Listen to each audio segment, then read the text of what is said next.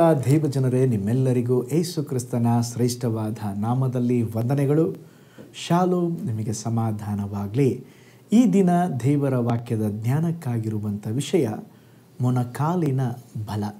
ಅದಕ್ಕೆ ಆಧಾರವಾಗಿ ಅಪೊಸ್ತಲ ಕೃತ್ಯಗಳು 9ನೇ ಅಧ್ಯಾಯ 40ನೇ ವಚನ.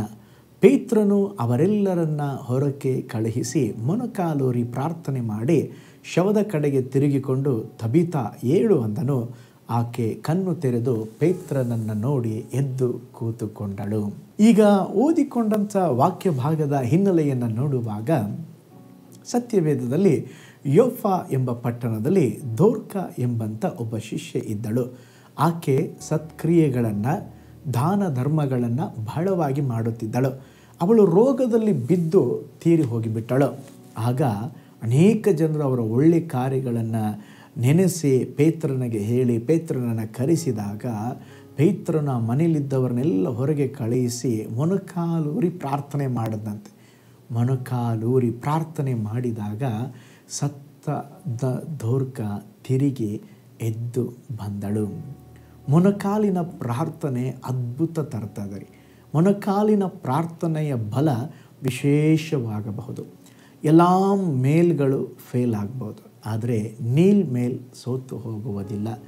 ನಮ್ಮ ಜೀವಿತದಲ್ಲಿ ಮೊಣಕಾಲಿನ ಬಲ, ಮೊಣಕಾಲಿನ ಪ್ರಾರ್ಥನೆ ಒಂದು ಕಾಲಕ್ಕೂ ಸೋತು ಹೋಗುವುದಿಲ್ಲ. ಒಂದು ಅದ್ಭುತ ಸಾಕ್ಷಿಯನ್ನು ನಿಮ್ಮೊಂದಿಗೆ ಹಂಚಿಕೊಳ್ಳುತ್ತೇನೆ. ಬೌದ್ಧ ಧರ್ಮಕ್ಕೆ ಸೇರಿದ 19 ವರ್ಷ ತುಂಬಿದ ಒಬ್ಬ ಯೌವನಸ್ಥರೊಬ್ಬರು ಕ್ಷಯ ರೋಗದಿಂದ ಬಾಧಿಸಲ್ಪಟ್ಟಿದ್ದರು. ವೈದ್ಯರಿಂದ ಕೈ ಬಿಡಲ್ಪಟ್ಟ ಸ್ಥಿತಿಯಲ್ಲಿ ಒಬ್ಬಂಟಿಯಾಗಿಯೂ ನಂಬಿಕೆ ಕಳೆದುಕೊಂಡವರಾಗಿಯೂ ಮನಸ್ಸು ವಿಚಲಿತವಾದ ಸ್ಥಿತಿಯಲ್ಲಿ ದಿನದಿಂದ ದಿನಕ್ಕೆ ಪರಿಸ್ಥಿತಿ ಬಹಳ ಮೋಸವಾಗುತ್ತಲೇ ಇತ್ತು. ಜೀವನದ ಕೊನೆಯ ದಿನಗಳನ್ನು ಕೌಂಟ್ ಮಾಡುತ್ತಾ ಇದ್ದರು. ಈ ಪರಿಸ್ಥಿತಿಯಲ್ಲಿ ಶಾಲೆಯಲ್ಲಿ ಓದುತ್ತಾ ಇದ್ದಂಥ ಒಬ್ಬ ಚಿಕ್ಕ ಬಾಲಕಿ ಆ ಯೌವನಸ್ಥನ ಬಳಿಗೆ ಬಂದು ಯೇಸು ಕ್ರಿಸ್ತನ ಸುವಾರ್ತೆಯನ್ನು ಸಾರಿ ಹೊಸ ಒಡಂಬಡಿಕೆಯನ್ನು ಕೊಟ್ಟಳು. ಆದರೆ ಯೌವನಸ್ಥನು ಅದನ್ನು ಅಂಗೀಕರಿಸಲಿಲ್ಲ. ಬದಲಾಗಿ ಇದು ಅವನಿಗೆ ಬುದ್ಧಿಹೀನವಾಗಿ ತೋಚಿತು. ಆ ಚಿಕ್ಕ ಹುಡುಗಿ ದಿನವೂ ಮತ್ತೆ ಮತ್ತೆ ಬಂದು ಯೇಸುವಿನ ಪ್ರೀತಿಯನ್ನು ಹೇಳುತ್ತಲೇ ಇದ್ದಳು.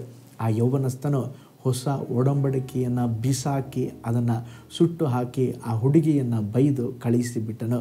ಆ ಚಿಕ್ಕ ಹುಡುಗಿಯು ಮನಸ್ಸು ಸ್ವಲ್ಪವೂ ಬೇಸರಗೊಳ್ಳದೆ, ಸ್ತೋತ್ರ, ಯಾವುದನ್ನು ಮನಸ್ಸಿಗೆ ಹಾಕಿಕೊಳ್ಳದೆ ಆ ಯೌವನಸ್ಥನಿಗಾಗಿ ಮೊಣಕಾಲೂರಿ ಪ್ರಾರ್ಥಿಸಿದಳು.